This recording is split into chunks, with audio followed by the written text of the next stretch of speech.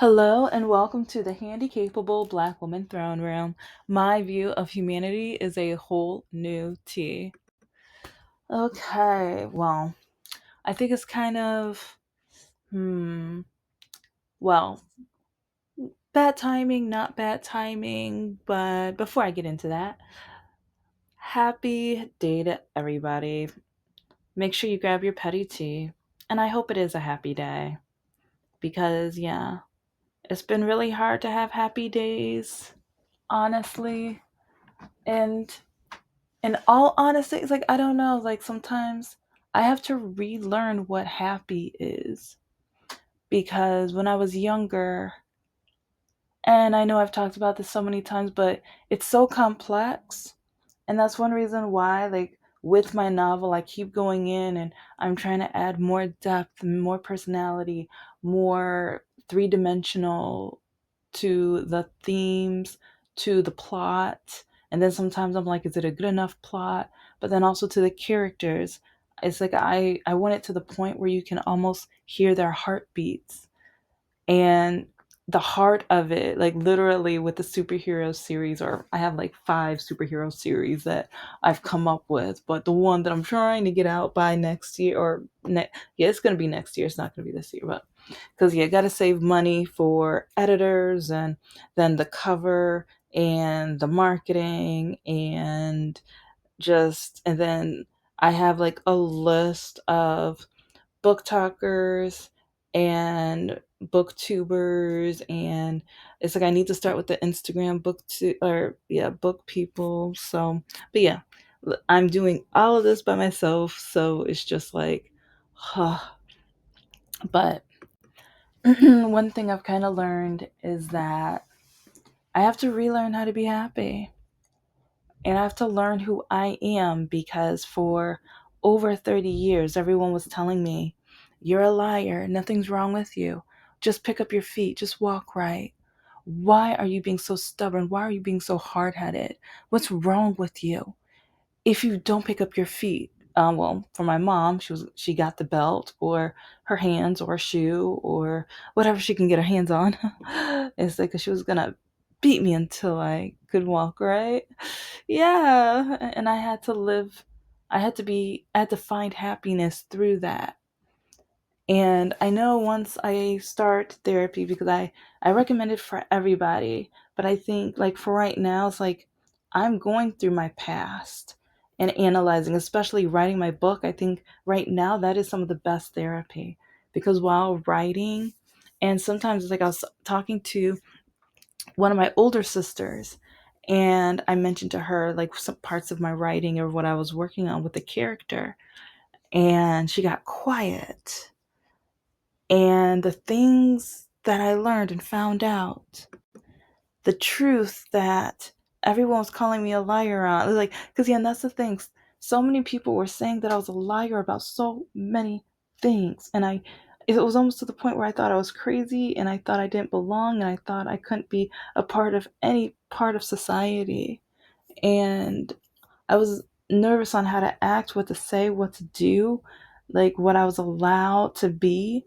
And oh, I don't know which order I'm going to post these episodes on, but I just did a two-parter. It might be a three or four-parter, kind of dedicated to Meghan Markle, because I just finished watching her With Love Megan, the cooking and craft series. I love it. And a lot of people don't. A lot of people were trying to hate on it. And I'm just like, you don't understand what this means for women who, or black women especially, who got called an Oreo or a white girl wannabe, or like when black people try to tell other black people what being black really is. And part of me is just like, let me live my life. That's what being black means: understanding my roots, my culture, my history, understanding what my ancestors fought for. That's what, like, I'm woke. So if you don't like me, and if you don't like being, woke, yeah, you might want to step out now because this episode's leading towards the wokeness of this topic. But and I'm probably going to do a whole series on happiness and the evolution, or my evolution through life, of the definition of happy, because especially dating life, oh, it's it's like a lot of men. It almost got me to the point where men just, I felt like they wanted to take all of the happiness away from me, and they would laugh in the process. They enjoyed dehumanizing me or taking everything from me. Because Mr. No Heart, that's all he did was take, take, take, take, take until he saw like I was done. And then and he knew that I always wanted to be a mother. Don't worry, I'm getting to the main subject soon, but just know that just I wanted to be a mother, and I was so excited and I was happy because it's like when we first met, I told him that even if I'm not able to have children on my own, and I know since I'm getting older, whatever, it's like I plan to adopt and foster. And some of you guys have already heard this, or you've heard the longer version of it, because yeah, it's a long story. Go catch up. But some men will say anything, especially if they see that, like for myself, my ex saw my disability. My ex saw why other men don't want anything to do with me.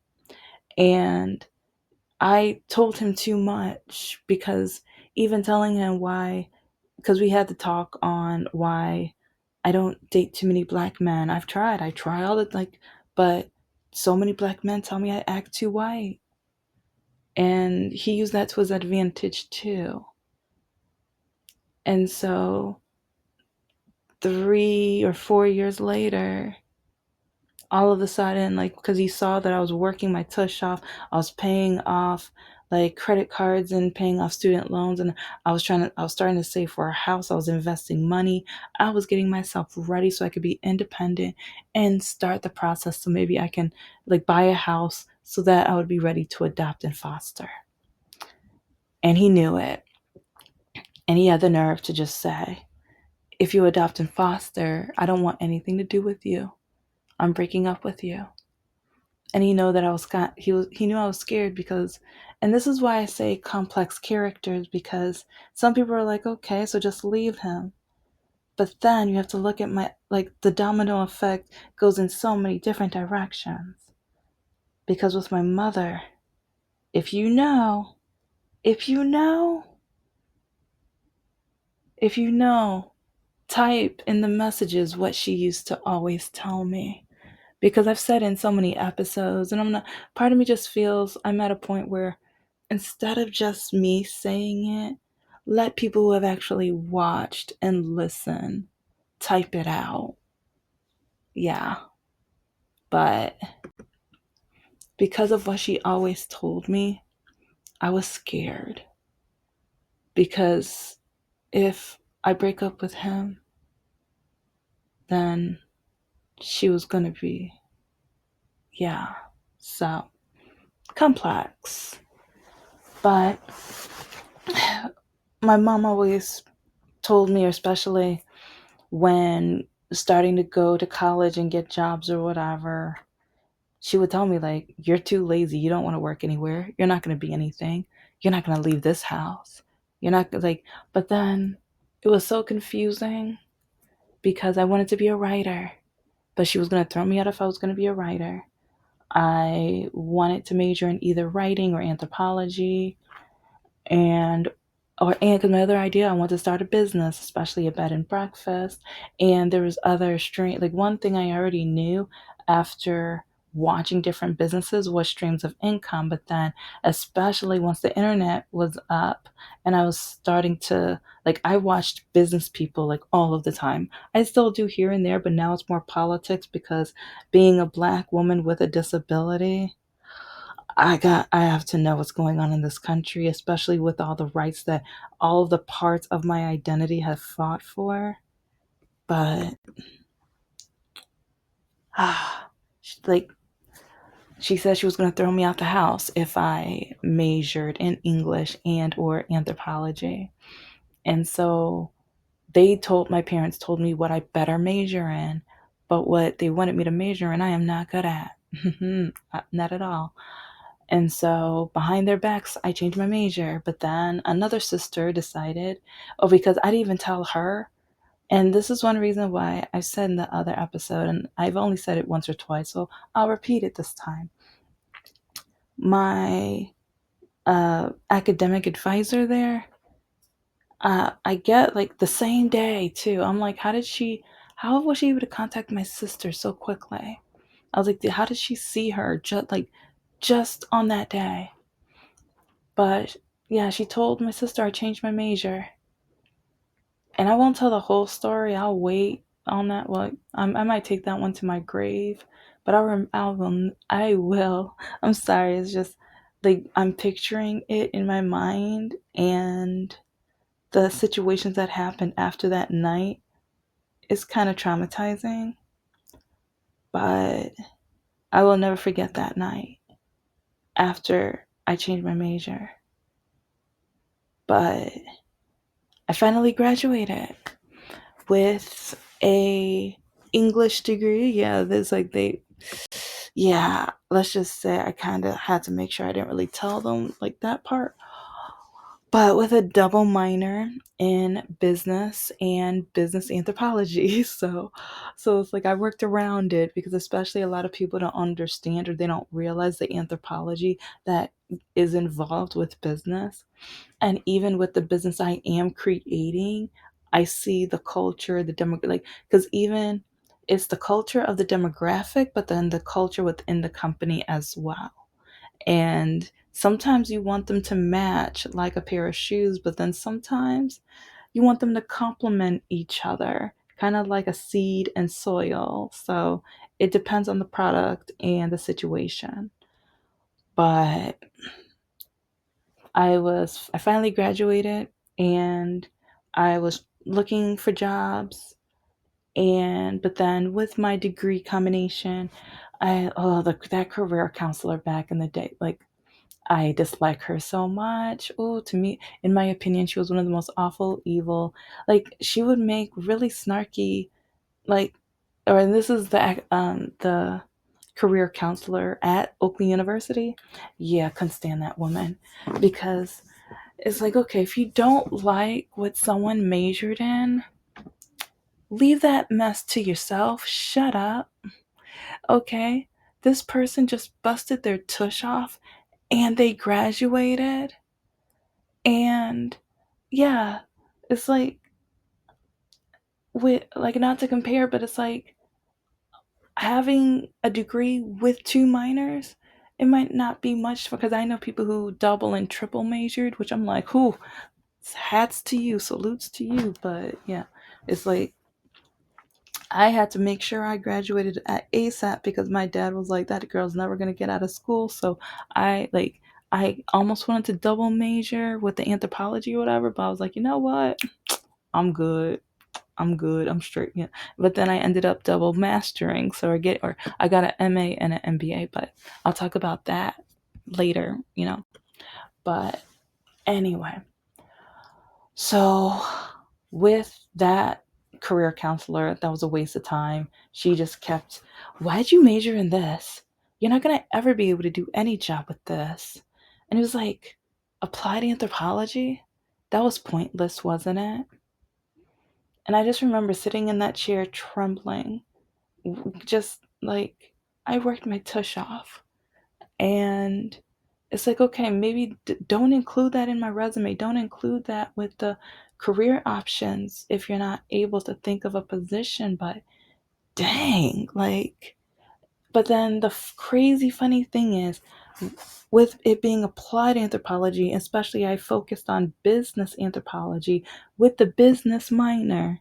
And now that I have my years later, I ended up with my MBA with marketing related.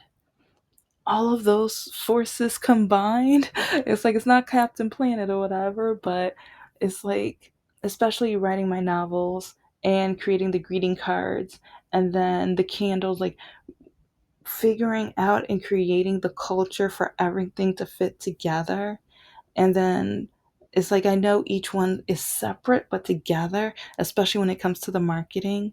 And then also keeping in mind, it's like people who like this type of greeting card might like this because of even the emotional part and the psychology part of it. So, and even smells, different smells bring different memories and different like types of feelings to people.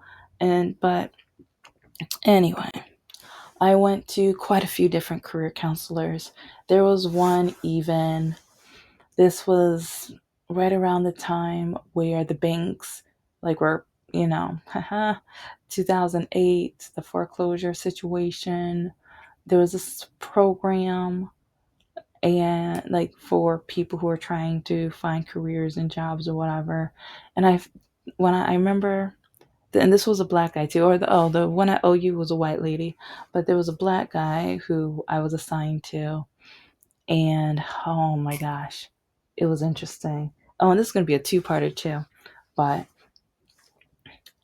it's like he kept only wanting to place me with journalism jobs. And I'm like, but I don't want to be a journalist. That's not even the type of writing I was focusing on. I was like, I like fiction. I like writing creative stuff. And he was like, well, that was pointless. You're just gonna end up homeless with that type, or that type of writing. And he was like, black women don't write. It is like, oh, what are you gonna do? Some. And I'm trying to remember what example, because Medea wasn't out. No, man, actually, no. It might actually. I think it was right at the beginning, so it might have been. But I remember he said like an African American comedy exemplar, one that would like white people kind of stereotype or whatever. And I just remember kind of looking at him like, wow. And I started off in the program, but I remember I was going to be late because I was a nanny, and the mom was late coming home, so I was going to be late for the appointment. So I called and I told him about it, and he was like, "Oh, he was like, don't waste your time coming. I've given up on you anyway." Okay, well, do you want me to leave this little girl at home by herself? And I was like, okay, and this is kind of my job. This is how I'm able to buy the gas to get to the appointment. But so yeah, get out of that or whatever. But yeah, it's like I worked at the zoo, I did nannying, and I was talking to career counselors to try to figure out what to do job wise, going to countless job interviews, but so many of them were like, why do you walk like that? Why do you drag your feet? When are you gonna get that fixed? That's not permanent, is it? That's gonna be distracting. It's like, oh, it's like you must be lazy. Or if your work is as lazy as how you walk. Yep, I had that one said to me a couple times. And majority of these are marketing positions. Yeah, a lot of like, and that's when I kind of learned how stuck up and snotty a lot of marketing and advertising firms are. I'm not saying all of them, but a lot of them. So, anyway, I told you guys about the McDonald's interview. I have no idea what that title is called, but I was so desperate. Because my mom is saying, no one's gonna hire you. It's like you can't pick up your feet. And it's like, I know you didn't try hard in school. It's like, I don't know how you graduated. And part of me is just like, wow, how how am I? It's like, but then everyone would always tell me, you're so happy. You smile, you're so cheery, you're bubbly, you're whatever. And it's just like, sometimes I wonder, how did I survive being so happy? I was I was suffering so much, but I was still able to be happy. I was always told that I couldn't be able to live the life I wanted to live. And to a point where I had some really dark days and nights, some really dark days and nights. And it was to a point where I always wanted to just, I was trying to find friends who I could just talk to, express myself to, figure out, or find friends that didn't think I was a liar, but then they didn't want anything to do with me either. And it just kind of felt like I was more and more alone. And I think that's one reason why I was so desperate to be in a relationship as well, on top of what my mother always told me. I was desperate because no one else wanted me or had use for me or anything. And so with the, oh, I told, yeah, I had interviews with a few fast food places because with my degrees, no one cared because my walking and or, well, yeah, I've talked about the racism before. Looking at this resume, I would have never pictured someone like you. And oh, and that's another thing, like, even because sometimes I wondered, why did my mother think so less of me? Because she always thought so less of me. And I think that's one reason why working promotional modeling, I it's like during my lunch breaks, a lot of times I would be in my car either studying or I would have my notebook because if sometimes the book was kind of big or whatever, so I would take my notebook with me, and so at least I would write a list of ideas for either my next paper and stuff or project ideas or whatever. But since I wasn't the same type of smart as her or one of my sisters, I was never going to be smart enough since I didn't have the same talents or I didn't do the same things or I didn't think the same way. And so that's why with this episode, if someone doesn't think you're smart enough, don't bother like trying to impress them. Don't force yourself to be like them. Don't feel like you're obligated. You're not. I've somehow I was able to force the happiness while not being able to be happy because I went through so much pain. But I will never forget the Taco Bell interview because it was like I forgot how it started, but I remember it was they had a list of positions and some were more corporate business and I was like, "Yes, perfect." So I applied for about 4 or 5 different positions. It was like I was on the computer all day only applying for Taco Bell positions. But part of me felt like, okay, since I just started, I think one was for training. And since my first master's was in training, but I didn't start my MBA yet. So when it came to marketing, I was like, I probably won't get that because I only have a minor in business. And so, but I was like, with my creativity and with some of the projects that I've worked on, maybe. So, but yes, so a couple of them were for corporate and one was training. Yeah, that's corporate, but it's like I separated that one. And then one was manager and one was for working in the kitchen or whatever. It's like the start one of the startup positions. And so about 2 weeks to a month later I get a call back from them. And this is an older white male. And so he called me back and he was like, "Yeah, I really want to interview you. I see your resume, it's very impressive. And it's like you have a lot of credentials and things." But he didn't tell me which position it was for. But I was like, you know what? Whichever way, because part of me thought if it just ends up being the manager or the startup like position in the kitchen or whatever, if I work hard enough and show them my diligence, but then also study the ins and outs of the kitchen, the storage, and like the basically the anthropology, the cultural anthropology part of everything, is like hopefully I can move up within the corporate so then I can show and tell them different ways where they can improve. And also, like with the demographics and stuff, why certain people do buy or don't buy from them. And so that was my game plan. And so I went to the interview and everything seemed to have gone well. And yes, like I think we even went over the first interview and he asked me some of the basic questions and things.